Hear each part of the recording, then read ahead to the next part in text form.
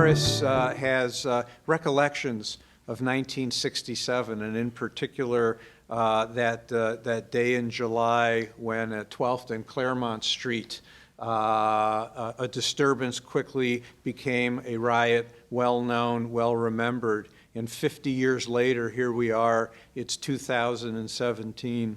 And Morris, where were you when you first heard about this outbreak of violence in Detroit, and what do you remember? Well, we were about halfway down from Traverse City to Detroit at the time, and we were very concerned about what was happening. We lived in Oak Park at that time, and we got down here, but the riot didn't extend up to the suburbs. It pretty much sit in central Detroit.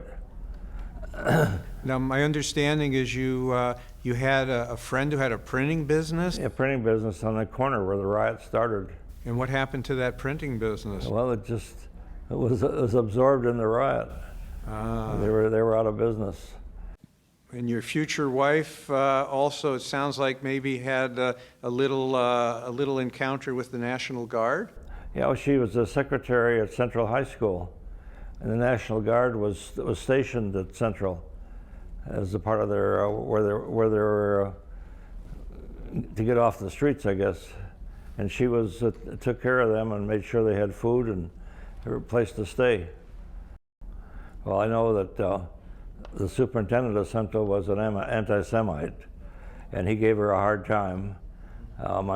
She was a diabetic, and she had to eat chocolate or candy bars in between meals, and he gave her a hard time on that, and she told him why she had to have them. And finally, at the end, he told her to listen in on the extension, and he called the superintendent of schools in Detroit and raised her classification, I think 2 or 3 levels, to appreciation of the job that she'd done. Got it. So if you look back now, 50 years, and you look at Detroit, you look at where relationships are with people or between city and suburb, what have we learned, if anything, from what happened 50 years ago? Well, a lot of people were frightened to live in Detroit anymore, and they moved to the suburbs. I know you drive down Grand River, and the stores and shops are all boarded up. I called it riot modern architecture, but the city changed. People were afraid to live in the city anymore.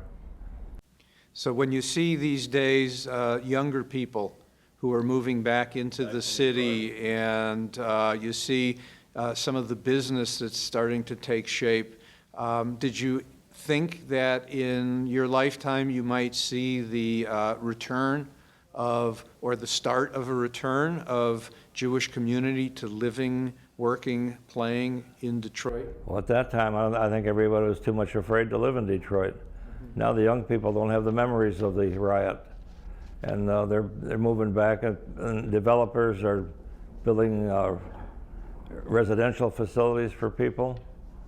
And you have a couple developers who are very involved in renewing downtown Detroit.